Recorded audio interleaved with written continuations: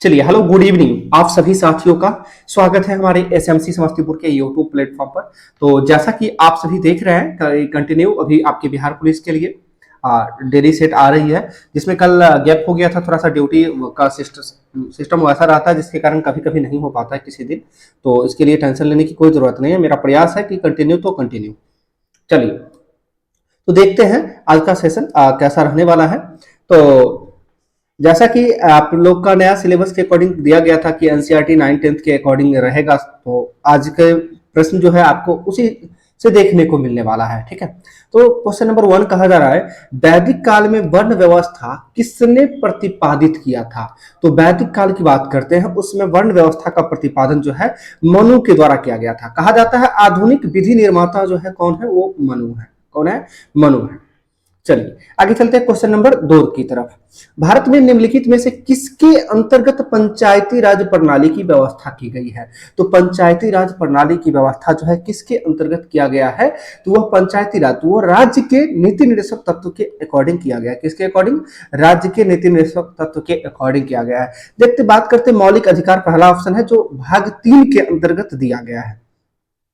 किस भाग में? संविधान के भाग 3 में मौलिक अधिकार के बारे में बताया गया है, जो अनुच्छेद 12 से लेकर 36 तक है। ठीक है, भाग बात करते हैं मौलिक कर्तव्य का, तो मौलिक कर्तव्य भाग 4 के क में आता है। किस में आता है?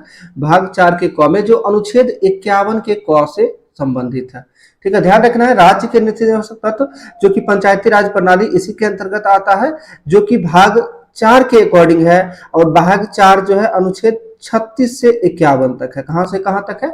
अनुच्छेद 36 से 51 तक है। आगे है चुनाव आयोग। तो चुनाव आयोग जो है यह निर्वाचन आयोग की बात करते हैं, तो भाग 15 में निर्वाचन आयोग के बारे में बताया गया है, जो अनुच्छेद 324 से लेकर 329 तक चुनाव आयोग के बारे में बताया गया है। हम ज्यादा डिटेल करेंगे तो पता चलेगा इसी क्वेश्चन में रह जाएंगे। ठीक है, इसलिए थोड़ा थोड़ा करके आगे निकल रहे हैं। चलिए क्वेश्चन नंबर 3 को देखते हैं। भारत में जो है सर्वाधिक क्षेत्र में फैले हुए वन कौन सा है। तो भारत में सर्वाधिक क्षेत्र में फैले हुए वन जो है वह उष्णकटिबंधीय पर्णपाती वन है। कौन सा है? उष्णकटिबंधीय पर्णपाती वन है, जो भारत में सर्वाधिक क्षेत्र में फैला हुआ वन है। आगे क्वेश्चन नंबर 4 है, हमारे सौर मंडल में निम्न में से किस ग्रह के पास एक भी चंद्रमा नहीं है। यानी कौन से ग्रह हैं जिनके पास एक भी चंद्रमा नहीं है। तो आप ऐसा जानते हैं कि दो चंद्रमा का कहने का मतलब जिसका उपग्रह नहीं है। तो ऐसे 2 ग्रह हैं जिनके उपग्रह नहीं है, वो ग्रह कौन कौन से हैं, ये आप सभी कमेंट करके हमें बताइएगा। लेकिन इस प्रश्न में जो ऑप्शन में दिया गया है, कोई एक दिया गया है, उसके बारे में बताते हैं। ठीक है, तो बुध और शुक्र, बुध और शुक्र जो है, बुध और शुक्र जिसके पास जो है एक भी उपग्रह नहीं है। ठीक है, तो इसलिए इस प्रश्न का आंसर क्या होगा? बुध ऑप्शन में दिया गया है। चलिए आगे चलते हैं क्वेश्चन नंबर 5। वे लोग जो मक्के को मुख्य अनाज में लेते हैं, यानी मुख्य अनाज के रूप में मक्का को लेते हैं, उन्हें किस प्रकार का रोग हो जाता है। तो मक्के को मुख्य अनाज के रूप में जो लेते हैं उन्हें पैलाग्रा रोग हो जाता है। कौन सा रोग? पैलाग्रा रोग। आगे कमेंट करके आपको बताना है कि किस विटामिन की कमी से पैलाग्रा रोग होता है। आगे क्वेश्चन नंबर 6 है, मैं समाजवादी और गणतंत्रवादी हूं, यह कांग्रेस के एक अधिवेशन में अपने अध्यक्षीय भाषण में किसने कहा था। यानी कि वह व्यक्ति एक अध्यक्षता की भी किए थे, जो कि जिनका कथन था कि मैं समाजवादी और गणतंत्रवादी हूं, यह कांग्रेस के एक अधिवेशन में किस व्यक्ति ने अध्यक्षीय भाषण में कहा था। तो इस प्रश्न का सही आंसर होगा जवाहरलाल नेहरू, जिन्होंने कांग्रेस के 3 बार अधिवेशनों को संबोधित करने का काम किया है, अध्यक्षता करने का काम किया है। 3 अध्यक्षता, पहला तो 1929 में किए थे जो लाहौर अधिवेशन, दूसरा 1936 में जो फैजपुर अधिवेशन, और 1936 के लखनऊ अधिवेशन 1936 में, और तीसरा 1937 में जो फैजपुर अधिवेशन के नाम से जाना जाता है। और यह फैजपुर अधिवेशन गांव में आयोजित होने वाला पहला अधिवेशन था। गांव में आयोजित होने वाला पहला अधिवेशन जिसकी अध्यक्षता किनके द्वारा? जवाहरलाल नेहरू के द्वारा किया गया था। ठीक है, ये तीनों को ध्यान रखना है। 1929 में फर्स्ट बार किए थे, 36-37। ठीक है, 1936 का लखनऊ अधिवेशन, 1937 के फैजपुर अधिवेशन। चलिए आगे चलते, महात्मा गांधी के बारे में कहा गया। तो महात्मा गांधी कांग्रेस के अधिवेशन की अध्यक्षता जो है 1924 में किए थे, मात्र एक बार किए हैं। जो यह अधिवेशन कहाँ हुआ था? बेलगांव अधिवेशन था। कहाँ था? बेलगांव अधिवेशन। डॉक्टर राजेंद्र प्रसाद की बात करते थे, इन्होंने 2 बार किया, एक बार आजादी के समय और उससे पहले जो है त्रिपुरी संकट के दौरान, जब सुभाष चंद्र बोस इस्तीफा दिए थे, त्यागपत्र दिए थे 1939 में, तो शेष समय के लिए अध्यक्षता करने वाले व्यक्ति कौन थे? डॉक्टर राजेंद्र प्रसाद थे। ठीक है, आगे है क्वेश्चन नंबर 7 नंबर क्वेश्चन कहा जा रहा है, मंदार पहाड़ी बिहार के किस जिले में स्थित है? तो मंदार पहाड़ी जो है यह बिहार के किस जिले में है? यह बिहार के जो है बांका जिले में स्थित है। कहाँ स्थित है? बांका जिले में स्थित है मंदार पहाड़ी।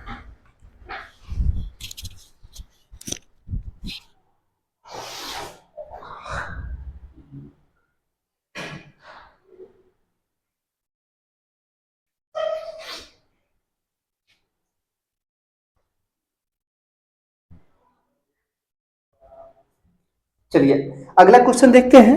क्वेश्चन नंबर 8 है। 8 नंबर क्वेश्चन में कहा जा रहा है, भारतीय संविधान की अनकही कहानी के लेखक कौन है? 8 नंबर प्रश्न में कहा जा रहा है, भारतीय संविधान के पुस्तक से संबंधित एक प्रश्न तो आपको रहना ही रहना है। तो भारतीय संविधान की अनकही कहानी के जो है लेखक कौन है? तो इसके लेखक कौन हो जाएंगे? प्रीति सेनाई हो जाएंगे। प्रीति सेनाई के द्वारा लिखा गया था भारतीय संविधान की अनकही कहानी। आगे क्वेश्चन नंबर 9 है, निम्न में से किस देश की मुद्रा का नाम जो है पीसो है? किस देश की मुद्रा का नाम पीसो है, यह बताना है आप सभी को। तो अर्जेंटीना की मुद्रा क्या है? पीसो। और इसकी राजधानी की बात करते हैं तो ब्यूनस आयर्स हो जाएगा। इसकी राजधानी जो किस नदी के किनारे स्थित है? ब्यूनस आयर्स ला प्लाटा नदी के किनारे स्थित है। कनाडा की राजधानी की बात करते हैं, ओटावा हो जाएगा। इटली की राजधानी आप सभी कमेंट करके बताइएगा, ठीक है। यूक्रेन की राजधानी क्यू हो जाएगा, ठीक है। चलिए आगे बात करते हैं क्वेश्चन नंबर 10।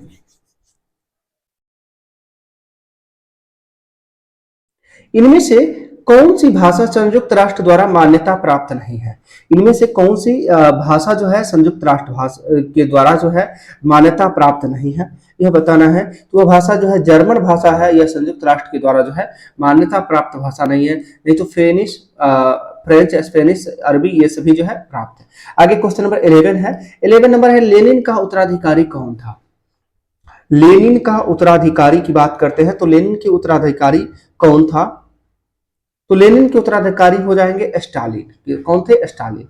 आगे क्वेश्चन नंबर 12 है, सुभाष चंद्र बोस अंतरराष्ट्रीय हवाई अड्डा कहाँ स्थित है? सुभाष चंद्र बोस अंतरराष्ट्रीय हवाई अड्डा जो है यह कहाँ स्थित है? कोलकाता में स्थित है। आते हैं क्वेश्चन नंबर 13 पर।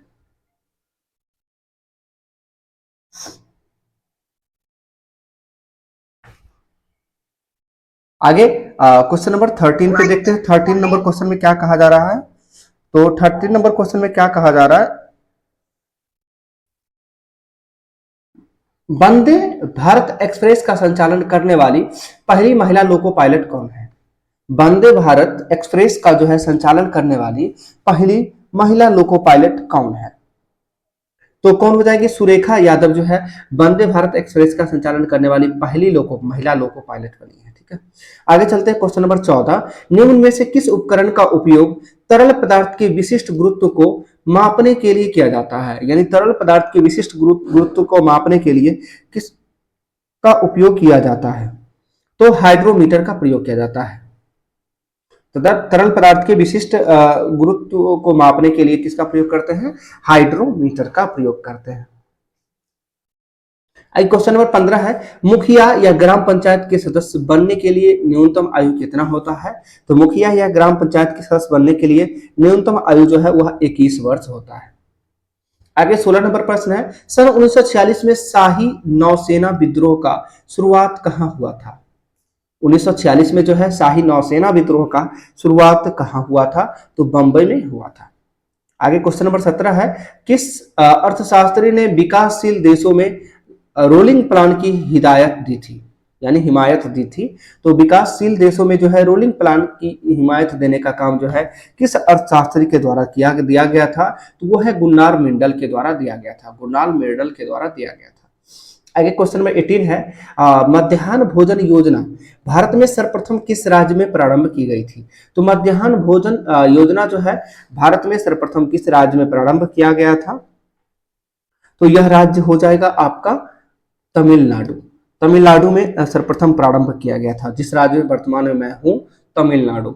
मध्याह्न भोजन योजना भारत में सर्वप्रथम किस राज्य में प्रारंभ की गई थी? तो वह तमिलनाडु हो जाएगा। ठीक है, आगे चलते क्वेश्चन नंबर 19। अजातशत्रु किस वंश का शासक था? अजातशत्रु जो है किस वंश का शासक था? तो वह हर्यक वंश का शासक था। किस वंश का? हर्यक वंश का शासक था। क्वेश्चन नंबर 20 को देखते हैं। 0 डिग्री सेंटीग्रेड कितने डिग्री फ़ारेनहाइट के बराबर होता है? 0 डिग्री सेंटीग्रेड जो है कितने डिग्री फ़ारेनहाइट के बराबर होता है? तो यह 32 डिग्री फ़ारेनहाइट के बराबर होता है। आगे चलते क्वेश्चन नंबर 21 नंबर क्वेश्चन कहा जा रहा है प्रथम आंग्ल सिख युद्ध निम्न में से किन वर्षों में हुआ था? तो प्रथम आंग्ल सिख युद्ध के बारे में कहा गया है। तो यह सिख युद्ध जो हुआ था वह 1845-46 में हुआ था। किस वर्ष हुआ था? 1845-46 में हुआ था। आगे क्वेश्चन नंबर 22 है। थर्ड वर्ल्ड शब्द का उपयोग जो है किनके संदर्भ में किया गया है? तो थर्ड वर्ल्ड का संबंध जो है किनके संबंध में किया जाता है? यह आपका जो है विकासशील देश के संबंध में जो है थर्ड वर्ल्ड का संबंध किया जाता है। और फोर्थ वर्ल्ड का संबंध जो है किसके लिए? तो प्रेस के लिए किया जाता है, ये भी ध्यान रखना है। आगे क्वेश्चन नंबर 23 है। कहा जा रहा है गंगईकोंड जो है चोलपुरम का निर्माण करता कौन है? गंगईकोंड चोलपुरम के निर्माण करता जो है कौन है? तो राजेंद्र प्रथम है। कौन है? राजेंद्र प्रथम। आगे 24 नंबर प्रश्न है। सेनकोट्टा दर्रा स्थित है कि कहाँ, किसके किसके मध्य स्थित है? सेनकोट्टा दर्रा जो है ये किस किस के मध्य स्थित है? तो तिरुवनंतपुरम मदुरई के बीच स्थित है। किसके बीच स्थित है? तिरुवनंतपुरम और मदुरई के बीच स्थित है सेनकोट्टा दर्रा। चलिए आते हैं क्वेश्चन नंबर 25 में। 25 नंबर प्रश्न में कहा जा रहा है हृदय के निम्न में से किस रोग में धमनी की दीवार पर कोलेस्ट्रॉल तथा अन्य लिपिड पदार्थ जमा हो जाते हैं? तो हृदय के निम्न में से किस रोग में जो है धमनी की दीवार पर कोलेस्ट्रॉल तथा जो है अन्य लिपिड पदार्थ जमा हो जाता है, वह जगह कौन सा है? तो कौन सा हो जाएगा? तो यह है एथेरोस्क्लेरोसिस रोग होता है। एथेरोस्क्लेरोसिस रोग है, इस रोग में ऐसा हो जाता है। आगे क्वेश्चन नंबर 26 में मनुष्य के कान के बाहरी हिस्से को क्या कहते हैं? तो मनुष्य के कान के बाहरी हिस्से को जो है उसे क्या कहा जाता है? तो कर्ण पल्लव कहा जाता है। क्या कहा जाता है? कर्ण पल्लव। आगे 27 नंबर प्रश्न है। मनुष्य में सांस लेने और छोड़ने की क्रिया को क्या कहा जाता है? तो मनुष्य के सांस लेने और छोड़ने की क्रिया को श्वासोच्छवास कहा जाता है। श्वासोच्छवास कहा जाता है।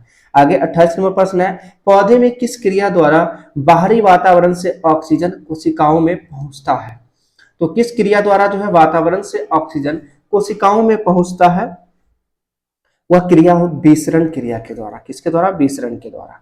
आगे 29 नंबर प्रश्न है। इनमें से किस छिद्र द्वारा ग्रसनी ग्रास नली से जुड़ा होता है? तो किस छिद्र के द्वारा जो है ग्रसनी ग्रास नली से जुड़ा हुआ होता है? वह छिद्र है निगल द्वार। किससे हो जाएगा? निगल द्वार से। आगे 30 नंबर प्रश्न है। भारतीय अर्थव्यवस्था में किस क्षेत्र में उत्पादकता सर्वोच्च है? तो उत्पादकता सर्वोच्च की बात करते हैं किस क्षेत्र में? तो परिवहन, संचार एवं वाणिज्य क्षेत्र में उत्पादकता सर्वोच्च है। आगे है क्वेश्चन नंबर 31। किस विद्वान ने कांग्रेस के वार्षिक सम्मेलन को 3 दिन का तमाशा कहा था? तो कांग्रेस के वार्षिक सम्मेलन को 3 दिवस का तमाशा किसने कहा था, यह बताना है।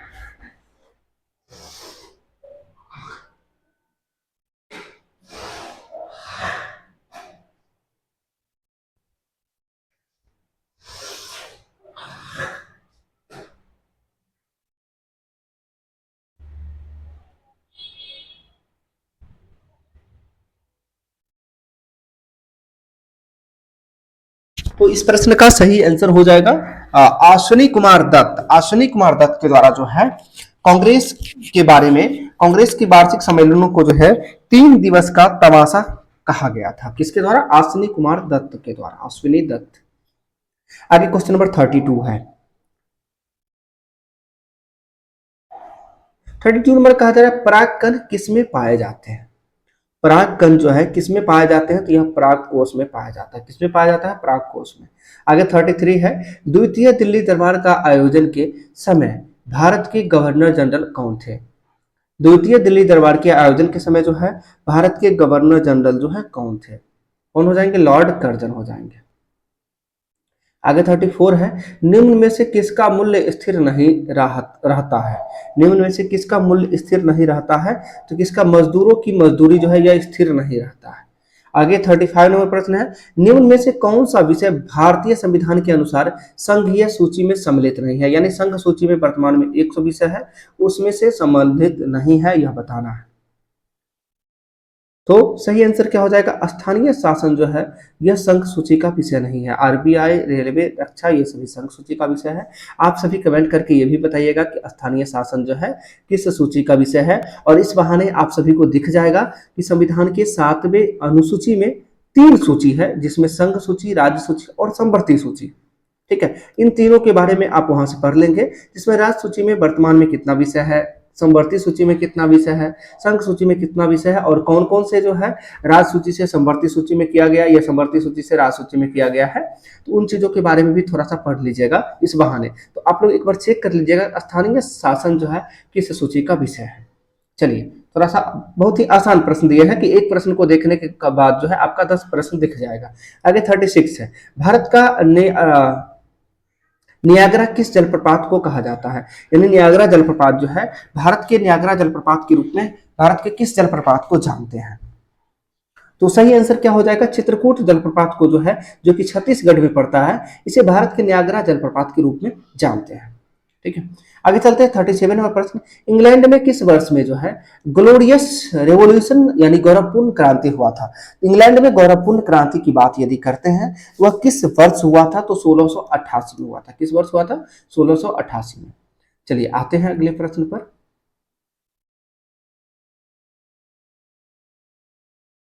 क्वेश्चन नंबर 38 है, 38 में कहा जा रहा है परिवर्तनशील विनिमय दर की स्थिति में जो है भारतीय रुपये के मूल्य में कितना गिरावट, और भारतीय मूल्य के गिरावट को क्या कहा जाता है, यानी परिवर्तनशील विनिमय दर की स्थिति में भारतीय रुपये के मूल्य में गिरावट को क्या कहा जाता है। तो इसे क्या कहा जाता है, रुपये का मूल्य ह्रास कहा जाता है। क्या कहा जाता है, रुपये का मूल्य ह्रास कहा जाता है।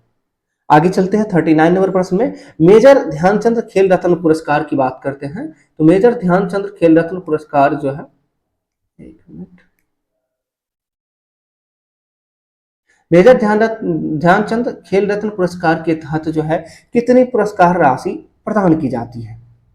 ठीक है, तो पहले इनका नाम था राजीव गांधी खेल रत्न पुरस्कार, उसे बदलकर जो जिसकी स्थापना 1991-92 में हुआ था, और जिसे जो है नाम बदलकर क्या कर दिया गया है, तो मेजर ध्यानचंद खेल रत्न पुरस्कार किया कर दिया गया है। और इस प्रश्न का सही आंसर क्या होने वाला है, 25 लाख हो जाएगा, 25 लाख। ठीक है, चलिए आगे चलते हैं क्वेश्चन नंबर 40 में। 40 नंबर क्वेश्चन कहा जा रहा है कि सेनापति ग्लेशियर किस राज्य में या केंद्र शासित प्रदेश में स्थित है। सोनापानी ग्लेशियर किस राज्य या यूटी में स्थित है। थोड़ा क्लास ले रहे हैं, ठीक है। हेलो हेलो, जी जी, क्लास ले रहे हैं, क्लास लेके आते हैं। ओके, बस 20 मिनट में। चलिए, सोनापानी ग्लेशियर जो है किस राज्य में स्थित है, तो यह जम्मू कश्मीर में स्थित है। राज्य या केंद्र शासित प्रदेश आपसे पूछा जा रहा था, तो कहां हो जाएगा, जम्मू कश्मीर हो जाएगा। आगे 41 नंबर प्रश्न है, लेखक नारायण वंगुल की किताब जो है रिफ्लेक्शंस का लोकार्पण किसने किया। तो रिफ्लेक्शंस का जो यह किसके द्वारा लिखा गया था, तो नारायण वंगुल के द्वारा लिखा गया था। तो रिफ्लेक्शन इसका जो है लोकार्पण करने का काम जो है किसके द्वारा किया गया था, तो यह निर्मला सीतारमण के द्वारा जो है लोकार्पण किया गया है। चलिए आगे 42 नंबर प्रश्न देखते हैं, राष्ट्रीय मतदाता दिवस जो है, राष्ट्रीय मतदाता दिवस किस तिथि को मनाते हैं। राष्ट्रीय मतदाता दिवस जो है किस तिथि को मनाते हैं। तो 25 जनवरी को राष्ट्रीय मतदाता दिवस मनाते हैं, क्योंकि 25 जनवरी 1950 को चुनाव आयोग का स्थापना हुआ था। कब, 25 जनवरी 1950 को। आगे चलते हैं, क्वेश्चन नंबर 43 है, लखनऊ समझौता किस वर्ष हुआ था। लखनऊ समझौता जो है यह किस वर्ष हुआ था, तो लखनऊ समझौता 1916 में हुआ है। कब हुआ, 1916 में। आगे 44 नंबर प्रश्न है, भारत में जो है खिलाफत आंदोलन कब और किस देश के शासक के समर्थन में शुरू हुआ था। तो भारत में खिलाफत आंदोलन जो है कब, किस और किस देश के समर्थन में शुरू हुआ था, यह बताना है। यह 1920 में जो है और तुर्की देश के समर्थन में शुरू हुआ था। किस देश के समर्थन में, तुर्की। आगे 45 नंबर प्रश्न है, राष्ट्रीय स्वयंसेवक संघ की स्थापना कब किया गया था? तो राष्ट्रीय स्वयंसेवक संघ की स्थापना जो है कब किया गया था? 1925 में किया गया था। और किसके द्वारा किया गया था? तो के हेडगेवार के द्वारा किया गया था। ठीक है, के हेडगेवार। आगे 46 है, पुराना संसद भवन को किस नाम से जाना जाता है? पुराना संसद भवन को जो है किस नाम से जाना जाता है? इसे संविधान सदन के नाम से जाना जाता है। क्या नाम दिया गया है इसे? संविधान सदन। आगे 47 नंबर है, मेजनी का संबंध किस संगठन से था? तो मेजनी का संबंध जो है यह किस संगठन से था? इसका जो है कार्बोनरी संगठन से मेजनी का संबंध था। किससे? कार्बोनरी संगठन से। और देखिए वर्ल्ड हिस्ट्री से विशेष जोर दिया गया है आपके न्यू पैटर्न में, इसलिए वर्ल्ड हिस्ट्री से यहाँ पे भी जोर देके क्वेश्चन दिया गया है, तो आज से कंटिन्यू कीजिएगा। ठीक है, आगे 48 नंबर प्रश्न है, गैरीबाल्डी पेशे से क्या था? तो गैरीबाल्डी जो है या पेशे से एक नाविक थे। क्या थे? गैरीबाल्डी जो है पेशे से नाविक थे। आगे 49 नंबर प्रश्न है, जर्मन राइन राज्य का निर्माण किसने किया था? जर्मन राइन राज्य का निर्माण जो है नेपोलियन बोनापार्ट के द्वारा किया गया था। किसके द्वारा किया गया था? नेपोलियन बोनापार्ट के द्वारा किया गया था। आगे 50 नंबर प्रश्न है, वेस्ट इंडीज में किस वर्ष वेस्ट इंडीज संघ की स्थापना की गई? वेस्ट इंडीज में जो है किस वर्ष वेस्ट इंडीज संघ की स्थापना की गई है? तो 1958 में। 51 नंबर प्रश्न को देखते हैं, ग्राम पंचायत की व्यवस्थापिका सभा है, यानी ग्राम पंचायत की व्यवस्थापिका सभा कौन सी है? तो ग्राम सभा हो जाएगा। ग्राम पंचायत की जो है व्यवस्थापिका सभा जो है वह क्या है? ग्राम सभा। आगे आते हैं 52 नंबर प्रश्न में क्या क्या कहा जा रहा है, देखिएगा। जिला परिषद का कार्यकाल जो है कितने वर्षों का होता है? जिला परिषद का कार्यकाल कितने वर्षों का होता है?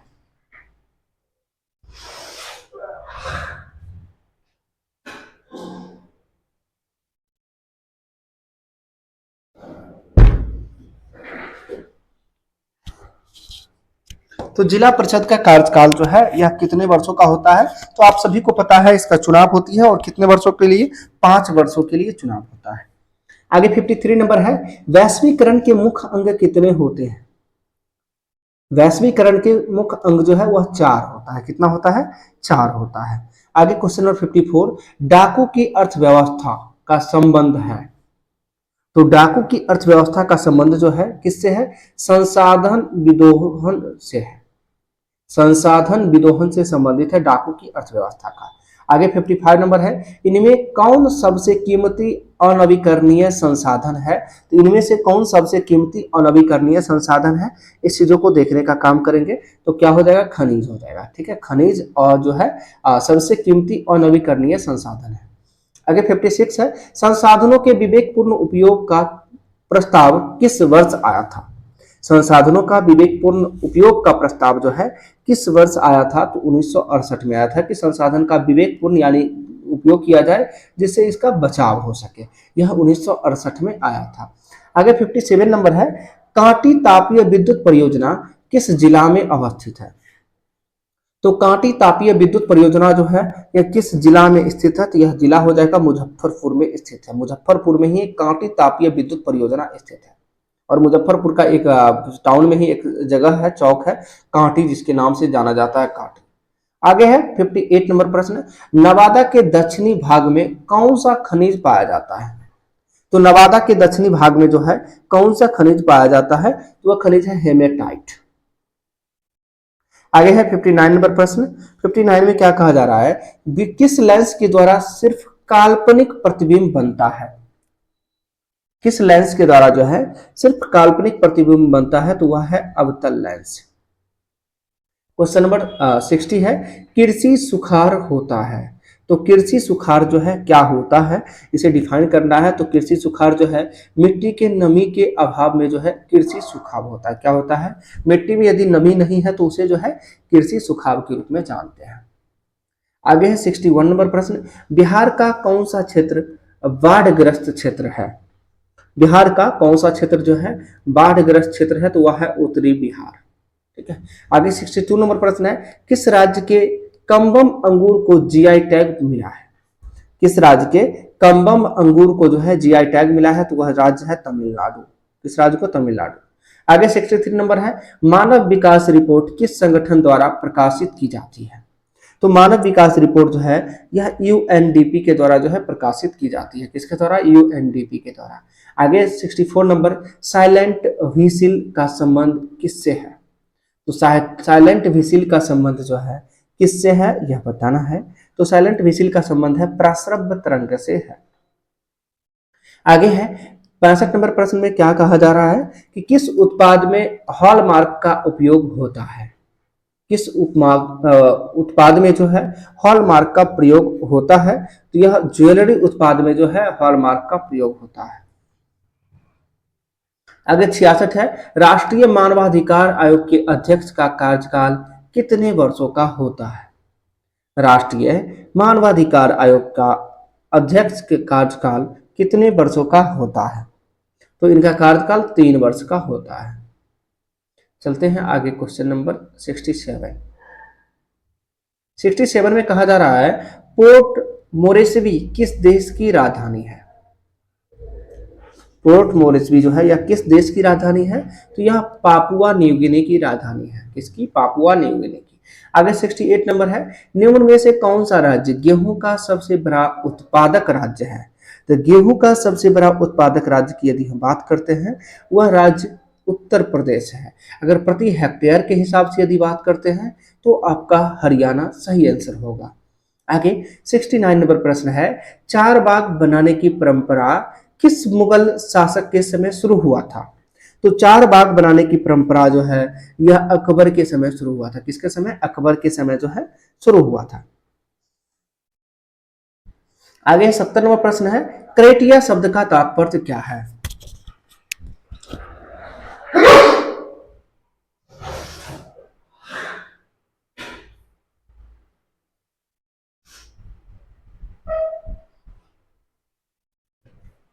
क्रेटिया शब्द का संबंध जो है किससे है यह बताना है। तो यह शासन से संबंधित है। क्रेटिया शब्द का संबंध किससे हो जाएगा? शासन से संबंधित है। आगे क्वेश्चन नंबर 71 से यहाँ से मैथ्स आते हैं आपके, मैथ्स हिंदी इंग्लिश ये सभी आते हैं। तो चलिए इसको भी देख लेते हैं फटाफट। ठीक है, 21 घड़ियों का क्रय मूल्य 18 घड़ियों के विक्रय मूल्य के बराबर है। तो सीधा सीधा ऐसे करके लिखिएगा 21 घड़ियों का क्रय मूल्य तो 21 सीपी। ठीक है, 21 सीपी कहा जा रहा है 18 घड़ियों के विक्रय मूल्य के बराबर है इक्वल टू 18 एसपी। अब यहां से आप आराम से कट कर सकते हैं 7 या 21 सॉरी 7 या 21 6 तरीक 18। यहाँ से देखिएगा 7 सीपी इक्वल टू 6 एसपी आएगा और यहाँ से सीपी और एसपी में रेशियो निकालेंगे तो सीपी कितना 6 हो जाएगा और एसपी कितना 7। 6 की वस्तु 7 में बेचेंगे कितना का प्रॉफिट? 1 का प्रॉफिट होगा। कितना पर? 6 पर गुने कितना 100। 1/6 का मतलब ही होता है 16.2/3% या फिर 100/6 करेंगे तो ये कटेगा 3 बार में, ये 50 बार 50/3 यानी 16 या 48 2 50। तो ऑप्शन बी हो जाएगा। 72 नंबर है, इसको सॉल्व कर लेंगे, फॉर्मूला बेसिस है, आसानी से हो जाएगा। ठीक है, आगे 73 भी है तो पावर के फॉर्मेट 5 का पावर में के फॉर्मेट में दिया गया है, इधर 125 दिया गया है तो 5 का पावर के फॉर्मेट इसको भी ले आएंगे तो 5 का पावर 2 करेंगे, फिर ये तो 2 तो 5 का पावर 3 हो जाएगा ना, 3 दूना ये 6x प्लस का 1। आप जोड़ घटाव करेंगे यानी बेस में है तो पावर को बराबर आप कर लेंगे, इन दोनों पावर को बराबर करेंगे, यहाँ से आपको x की वैल्यू निकल जाएगी। 80 नंबर है, 80 विद्यार्थियों की एक कक्षा में 60% विद्यार्थी कैरम खेलते हैं, 45% शतरंज खेलते हैं। तो इस तरह का मैथ्स का प्रश्न है, आसानी से कर सकते हैं आप। इस पीडीएफ टेलीग्राम चैनल पे डाल दे रहे हैं। ठीक है, वीडियो के डिस्क्रिप्शन में टेलीग्राम चैनल का लिंक भी है, आप वहां से कर लीजिएगा। कई बार कॉल आ रहा है। ठीक है, थोड़ा सा स्टेशन पे अभी ड्यूटी है तो हम बात कर फिर अगर प्रॉब्लम होगा मैथ्स रीजनिंग में, जिनको अगर कोई प्रॉब्लम हो तो आप जो है आप मैसेज कर दीजिएगा या फिर कमेंट कीजिएगा कि सर मैथ्स रीजनिंग का प्रॉब्लम है। तो क्वेश्चन नंबर कितना है 75 से जो है मैं कोशिश करूंगा अगले वीडियो में आप लोग के लिए सॉल्यूशन कर दूंगा। ठीक है, आज के लिए इतना ही रहने देते हैं। धन्यवाद आप सभी को। ठीक है।